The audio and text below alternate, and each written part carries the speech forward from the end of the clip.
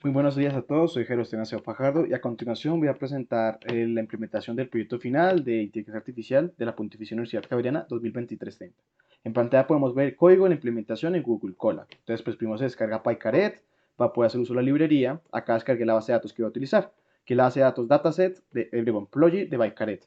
Básicamente esta base de datos tiene 10 características, de las cuales dos son categóricas, estas las de ventas y de salario, y tiene una etiqueta, bueno, la etiqueta que yo sí predecir que es si el empleado se va o no de la empresa. Entonces acá podemos ver, por ejemplo, que efectivamente estos son valores categóricos y más adelante tendremos que codificarlos. Un poquito más de información acerca de la base de datos. Esta base de datos tiene 15.000 muestras y no tiene ningún valor faltante, ningún NaN, lo cual es bueno en realidad. Tiene 9 características y la etiqueta. Luego entonces, bueno, acá creo un CSV. Si quiero conocer cuál es el tipo de aprendizaje de máquina supervisado que me sirve más, el modelo, entonces voy a utilizar PyCaret para poder ver, que haga un barrido de todos los modelos y luego hacer una sintonización. Y acá se puede ver que el mejor modelo, según PyCaret, es el Random Forest Classifier, porque tiene una accuracy de 0.98 y demás. Entonces ese va a ser el cual yo quiero revisar. El modelo va a ser un Random Forest Classifier, pues es el mejor que se obtuvo. Ahora en cuanto al preprocesamiento, entonces acá vamos a codificar las dos columnas que dijimos, las de salario y departamento. Acá se ve cómo se codificaron. Luego entonces vamos a hacer una normalización. La normalización le utilizamos el estándar scaler debido a que hay columnas, o bueno, características que son muy distintas entre sí, como por ejemplo el nivel de satisfacción apenas va desde 0 a 0 a 1 y la average monthly hours va en el orden de los cientos, de cientos de horas. Entonces hay una gran diferencia. Puedes utilizar el estándar de scaler. Luego entonces divido la base de datos en dos. El conjunto de validación con un 80% y el conjunto bueno, un 80% para entrenamiento y un 20% para validación. Y pues quería hacer pruebas con normalizar los datos y sin normalizarlos. ¿Por qué? Porque los Random Forest Classifier no necesariamente necesitan datos clasificados, normalizados y codificados, porque ellos son capaces de tratar datos, los árboles de decisión son capaces de tratar datos categóricos. Entonces acá simplemente hice un análisis por PCA de cuál es la varianza explicada. Y bueno, por ejemplo, gráficas acá como la lineal, que no da mucha información, la acumulada, que se puede ver que ya la primera característica tiene una acumulada tiene un valor de 99.5%. Acá la gráfica logarítmica, que se ve que efectivamente ya a partir de la primera ya recae casi toda la información, o sea, casi toda la varianza aplicada se encuentra allí.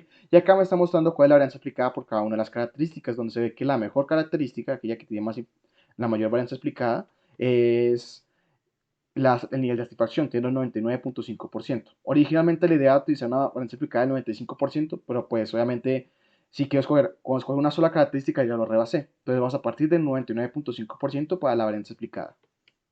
De este modo, pues simplemente reconstruí mis vectores de prueba, bueno, mis vectores, reduciendo de 10 dimensiones a una, ahí se puede ver.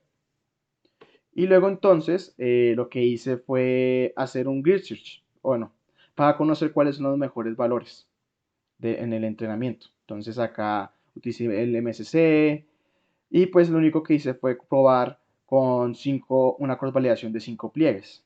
Este código demora mucho, demora 37 minutos en ejecutar y al final se obtuvo que el mejor modelo es aquel que tiene un balance subsample, usa el criterio de Gini, etc. Luego entonces queda evaluar nuestros modelos en la porción de la validación. Entonces acá está cuando normalizamos los datos, cómo se comporta y efectivamente la QBRC no es muy buena, como se puede ver, el AUC es pequeño, es del 0.73, el MSC es muy bajo, es menor al 0.4 y demás. Entonces efectivamente si no normalizamos los datos, para este caso en específico, el árbol de decisión no funciona muy bien.